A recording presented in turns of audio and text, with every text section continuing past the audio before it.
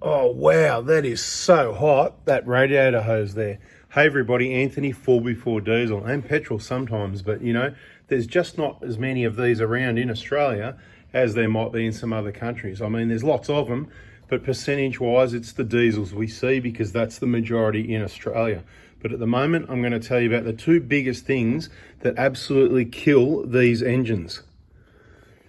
Number one, okay, now this is just from experience, that if it's happened on one, it can, the exact same thing can happen again on yours. Now, this is what happened to one client, okay?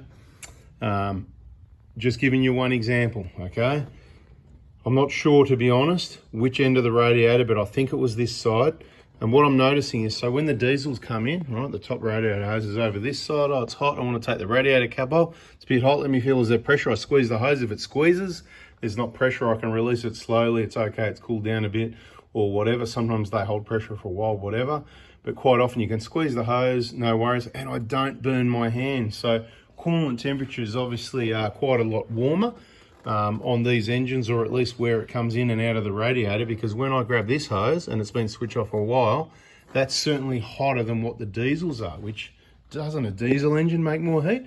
So what's my point? My point is it's hot, and maybe because of the heat is why it degrades the plastic of the radiator faster perhaps, because for example, my 2008 120 diesel, and there's so, like, remember, there's more diesels than petrols. And I've never heard of a radiator plastic tank breaking, not even one, even though the diesels are the majority in 120s, I suppose, like this one, it's a 120 Prado. There was more petrols than there is in 150s, even less again in the 150s, which is from 2009 in Australia. So for a long time, there's been very little or no V6s. They were just sort of fading out. People weren't buying them, getting sucked into the diesel economy, even in small cars. In four-wheel drive's okay, no worries. Outback range, touring, carrying extra fuel. Diesel's a lot safer to put a jerry can in the car or on the roof than petrol, obviously. So I get it, but all these small cars, they should have never brought diesels. If you got one, just get rid of it. Just take it to the wreckers, the scrap metal. It's just, you should have never done that. Anyway, I've always loved petrols, by the way. I just want to say that. So I'm not like I'm a diesel lover. It's just a four-wheel drive thing, an outback touring thing. I totally disagree with diesels in any vehicle that's not going to be for that purpose. So, you know, if it's not a four-wheel drive and it's not touring, and I'm not saying you can't do it with this engine. I'm just saying I think the other one's preferred.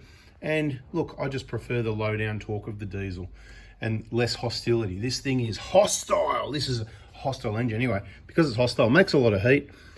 And I'm guessing that all that extra heat is what deteriorates the plastic sooner than what the diesels does from our experience, what we've seen. Like I said, zero problem on any of the diesel radiators on Toyotas. Doesn't mean you're not going to have problems with Hyundais or Nissans or other makes and models, right?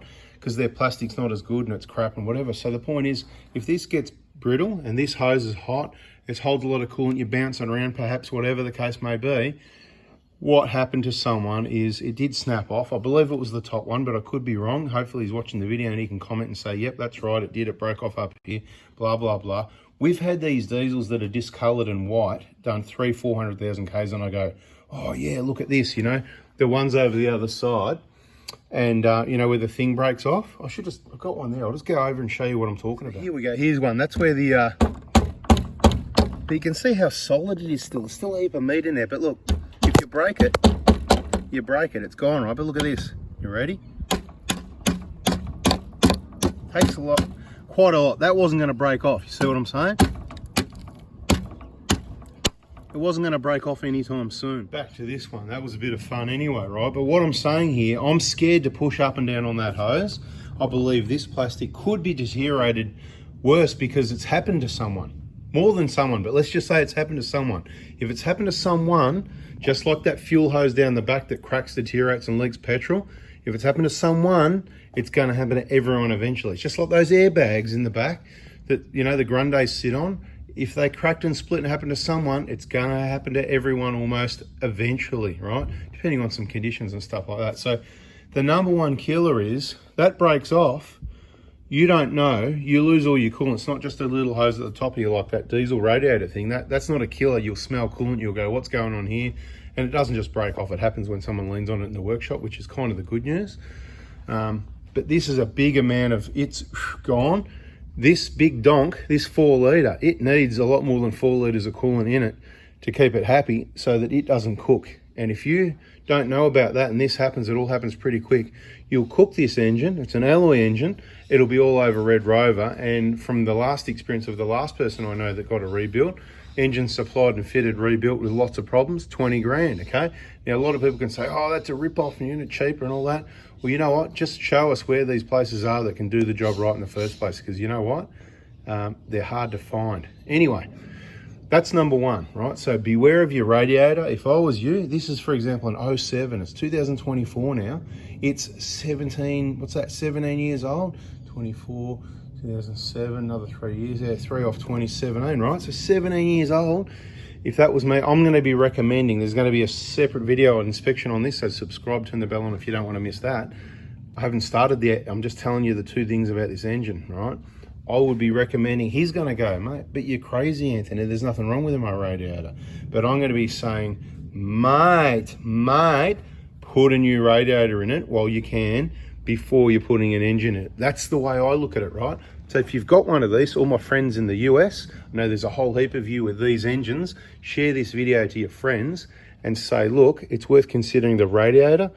I like genuine, but genuine aftermarket, whatever. Maybe just check yours out depending on the climates it's used in, the heat. Check it out. When you're at home, when you're in a position to replace the radiator, give it a good wobble around, maybe pull your hoses off, do a coolant flush, have a really good look at it, and just grab it and see if it's brittle down here and it's going to snap off. Have a good visual inspection of it up close when you've got the hose off, that sort of thing. But you know what? I'm not going to risk it. I'm not going to say to someone, look, I've done your coolant, I've had a look, everything looks okay. They go, okay, I'll put it all back together.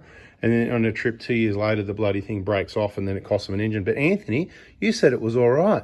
You know, it's like the old, reminds me of the battery. Did I tell you the battery story? So early December, client, you know, they go away to 600 Ks every Christmas, brings the car in. I say, mate, you need a battery.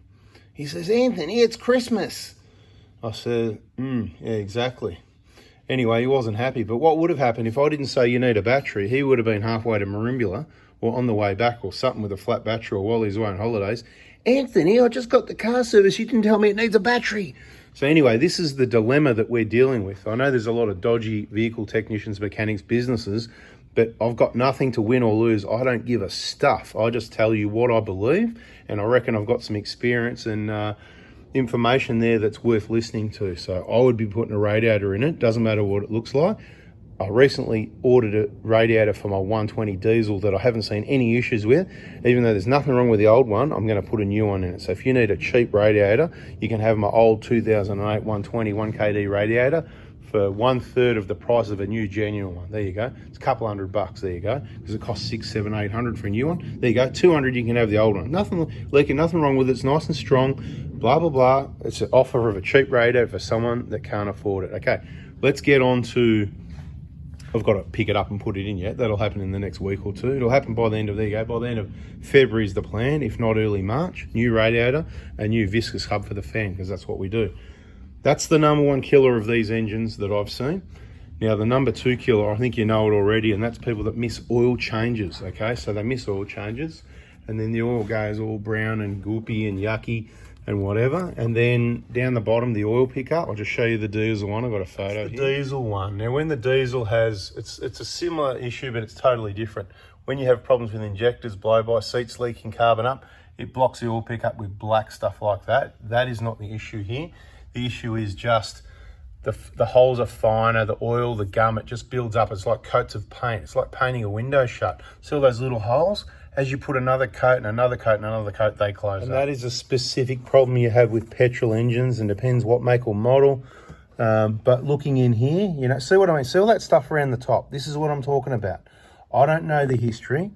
That's why this is a good video. See, it doesn't look bad on the chain down there. Can we get a focus? It'd be good if we could get a focus on the chain. Let's see if we can get right down there and do that. Oh, mate, hit the like button for the camera work, can you? And look at that heat coming out of there. And that smoke.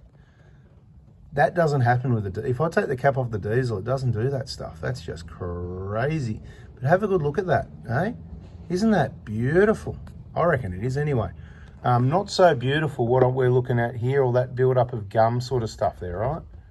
Let's see if we can have a look inside the tube. Can we get a bit of focus on that inside of that tube there? Camera work, please, cameraman. Yeah, if only I got a proper camera. But anyway, that'll do. Anyway, you get the picture, right? You see the build-up of this gummy stuff. Can you imagine? It could be a lot worse somewhere else in your engine, you know, not just what you see up here. Apparently, I can't even put an oil cap on. But, you know, that's because I blame all that gummy stuff. The diesels don't get that. Diesel is an oil, and it's kind of like a lubricant, and it's kind of just gets black soot in there. The newer engines are really clean. It's all just from the exhaust gas recirculation. But the oil stays a lot cleaner. It's a soot loading. It's a totally different problem. It doesn't... What petrol engines do to oil is totally different, and that's why if I had one of these, the oil would not be in it any longer than 6 months. I don't give a stuff about the kilometres. If you do high Ks, you can do 10,000 Ks, no problem. Oil and filter at 10,000 Ks, right? See that one right there? There it is, right? Bang, the D4, that's the one they use on the V6. Okay, I believe you can use the D2, like the micron ratings and all this stuff. Well, there's all these, anyway, my point is the two things, oil starvation. So once that oil pickup blocks up because of the lack of oil changes, and it blocks that pickup like the coats of paint. Can you just imagine it? Say you had a 3 mil gap and the coat of paint took 0.5 mil, and there's a number of late oil changes or missed oil changes. It just puts another coating. It makes those little wires thicker, which closes up the gaps in between. Okay, so that's what happens. That's the two biggest killers. Now, this engine's got a number of other problems. Most of them are avoidable. Like I said, it's an all-alloy engine. It's imperative to keep your coolant, this stuff, in Mickey Mouse A1 condition, because you've got an all-alloy engine. The blocks can corrode, and also right off the block, there's head gasket problems, there's oil leak, there's all sorts of issues. It's not like the diesel. The diesel hasn't got any issues, to be quite honest. It hasn't got any issues. The only issue is the misunderstanding about when the diesel injectors need to be replaced, because it's not scheduled, and most people don't understand it because they don't even understand the basics, to be quite honest. I'm talking about a lot of mechanics and workshops and, you know, whatever. It's hard to understand these things, I guess. But the two biggest things, yep, watch out for that radiator. That's a killer. And that oil pickup is also a killer, as explained in other videos, but I thought we'd cover it again. Bada bing, bada boom. Stay tuned for more on this one. And we'll have a look around, do some work on it in the morning. And bada bing, we'll see what happens.